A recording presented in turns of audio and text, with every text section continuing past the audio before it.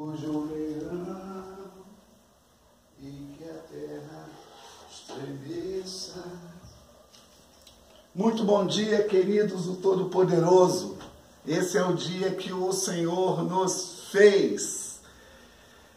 Gente, eu estou muito feliz porque é mais um dia, é mais uma semana, é mais um início de mês, porque amanhã é dia 31 e quarta é dia 1º de fevereiro. E eu tenho motivos para me alegrar, irmãos. Tem pessoas que pensam que ser feliz é ter coisas. Tem pessoas que pensam que ser alegre é ter benefícios recebidos. E nós devemos entender, discernir, na verdade, o que é ser feliz com ou sem coisas. O apóstolo Paulo, ele já dizia isso lá em Filipenses, capítulo 4, versículo 11. Quem sabia estar alegre em tudo, em toda e em qualquer situação. Ele sabia passar por escassez, por alegria, por abundância ou por tristeza. Aí vem no versículo 13, versículo 12, Filipenses 4:12. Posso todas as coisas naquele que me fortalece. As pessoas só isolam esse versículo, né? Mas esquece que a escassez faz parte do processo, a tristeza faz parte do processo, a alegria, a abundância, enfim. Mas é mais uma mensagem que eu quero gravar, que eu quero compartilhar com os irmãos. E eu creio que Deus quer falar com você de novo nessa manhã de segunda-feira, dia 30 de janeiro de 2023. Irmãos, já se foi 30 dias do mês de janeiro. Não sei como é que você passou, mas uma coisa eu sei. Você não passou sozinho. Aleluia. O que você tem que entender, que em toda a terra, os olhos de Deus estão em todo lugar. Em toda a terra, nada está fora do controle do Senhor. Eu não sei onde você está nesta manhã, não sei com quem você está nessa manhã, não sei como você se levantou nessa manhã, mas uma coisa eu tenho a certeza. O leão da tribo de Judá, ele está conosco. E se ele está conosco, meu irmão, não tema o dia seguinte, não tema a hora que não chegou, apenas é difícil falar isso, mas não é impossível de vivê-la. Descanse naquele que prometeu, porque ele é fiel para cumprir. E ontem, irmão, na nossa mensagem da noite, eu falei sobre Jeremias, capítulo 29, você pode depois abrir a sua Bíblia e ler comigo Jeremias 29. Jeremias 29. Jeremias 29. Foi ontem a nossa mensagem que nós meditamos e que nós queremos, irmãos, entender realmente a vontade do Senhor para as nossas vidas. Você deve conhecer o texto, Jeremias 29, 11 e 12, mas como nós sempre devemos abrir as Escrituras, você pode abrir aí, irmãos. Aqui, ó. Na minha versão, está assim, ó. Porque sou eu que conheço os planos que tenho para vocês, diz o Senhor. Esse cachorro está de terrível hoje. Planos que tenho para você, diz o Senhor. Planos de fazê-los prosperar e não lhes causar dano. Planos de dar-lhes esperança e um futuro. Então vocês clamarão a mim, virão orar a mim, e eu os ouvirei. Vocês me procurarão e me acharão quando me procurar de todo o coração. Eu me deixarei ser encontrado por vocês, declara o Senhor. Os trarei de volta do cativeiro, eu os reunirei de todas as nações, todos os lugares para onde eu os dispersei. e os trarei de volta para o lugar de onde deportei, diz o Senhor.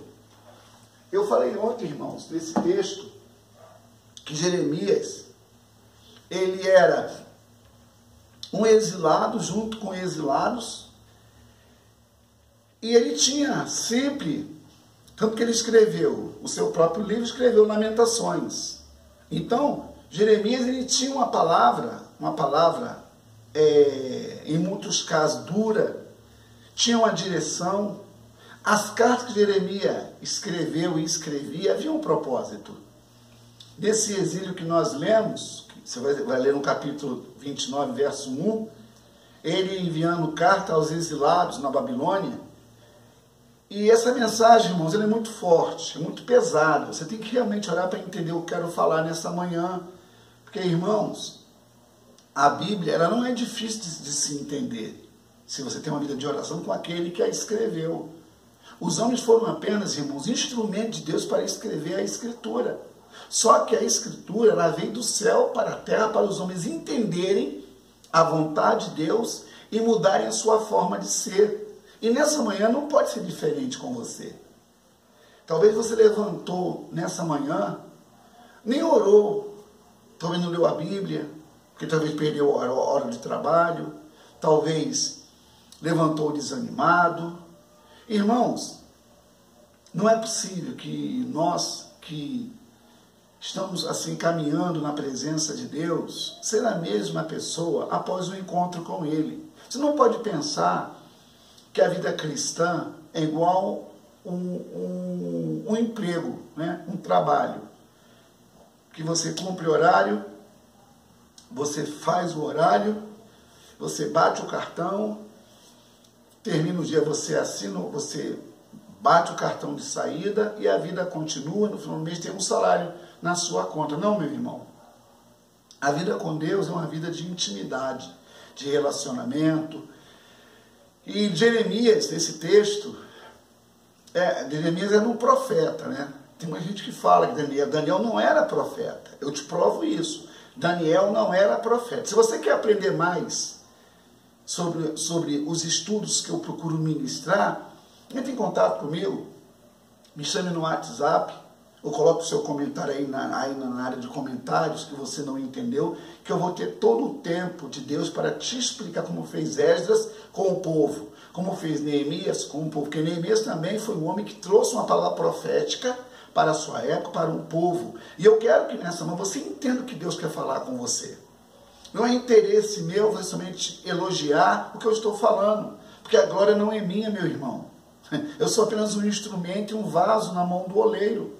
Uma vez que eu entendo isso, eu nunca vou esquecer que a honra, a glória e o louvor pertence a Ele.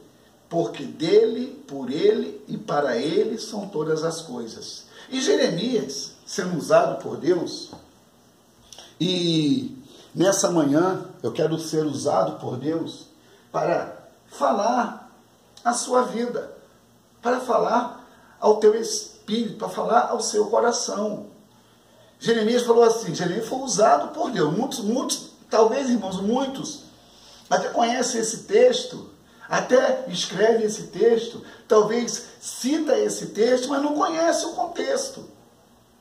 Havia um povo que estava preso, irmãos. Havia um povo que estava no exílio, estava totalmente debaixo de um jugo político e religioso.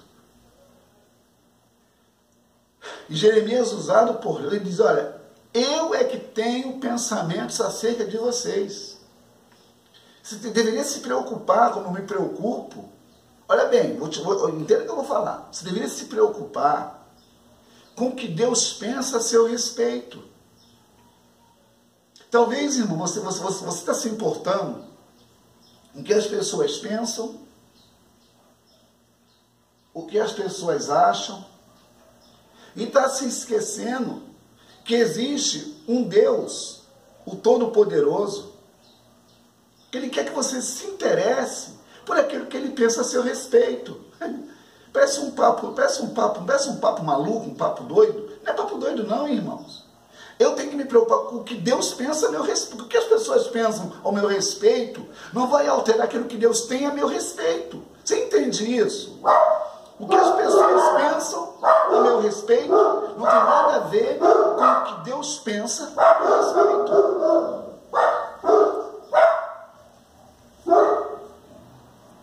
Eu tenho a certeza que nessa manhã o Espírito Santo está falando com você. Não sei onde você está nessa manhã, não sei o que você planejou para esse dia, mas o que Deus pensa a meu respeito? Irmãos, a Bíblia é os pensamentos de Deus impresso. Os homens estavam em sintonia com os céus e Deus enviou uma palavra para aquele povo entender que o que eles pensam, o que eles acham, os acontecimentos, não é nada fora do propósito de Deus. Deus tem um plano na sua vida. Deus tem um plano na minha vida. Deus, Ele falou, quer falar, e quem tem ouvidos para ouvir tem que ouvir. Jeremias, a palavra Jeremias significa aquele que Deus aponta. Nessa manhã, Deus está apontando para você. Nessa manhã, Deus está de olho em você. Nessa manhã, Deus tem um pensamento a seu respeito. Ou você não se importa com isso? Ou você acha que a vida cristã é isso aí? Foi para o culto ontem, hoje é segunda-feira, e a palavra de ontem, até já esqueci o que foi falado ontem. Eu falei isso ontem aqui na igreja, na mensagem. Eu citei um texto para alguns irmãos, e alguns falaram assim, eu esqueci. Eu falei, não, você não pode esquecer o que Deus fala. Você pode esquecer o que os outros falam, o que Deus fala. Você não pode esquecer. Que negócio é esse? Então não é Deus. Irmãos, se eu leio a palavra de Deus, eu vou entender a vontade de Deus. Se eu leio a palavra de Deus, eu vou entender o que Deus quer dizer. Mas se eu não entender, Deus continua sendo Deus. E se eu não fizer, Deus continua sendo Deus. E se acontecer, Deus continua sendo Deus. Aí, para você entender isso, na carne, não vai entender. Puxa o breque nessa manhã. Puxa aí o freio de mão nessa manhã da sua vida. Para um pouquinho. De repente você nem foi para a igreja ontem. Porque você estava muito cansado, né? Eu conheço um irmão que... ele vai ver, acho que ele vai ver esse vídeo. Conheço um irmão que para as coisas de Deus sempre tem um porquê, um porém, um talvez. Sempre tem um porquê. Agora, para as suas coisas, para os seus planos, para as suas coisas, ele não tem problema, não agarra, como diz o mineiro, não agarra, não prende, não trava, vai embora. Só que eu tenho que entender que a prioridade minha não é coisas, é Deus. Falei isso ontem na mensagem.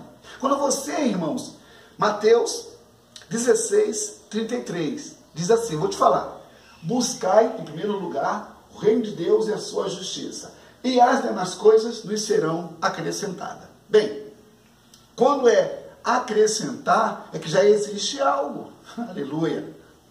O que você tem nas suas mãos nessa manhã? O que você tem nessa manhã? O que você tem nessa manhã?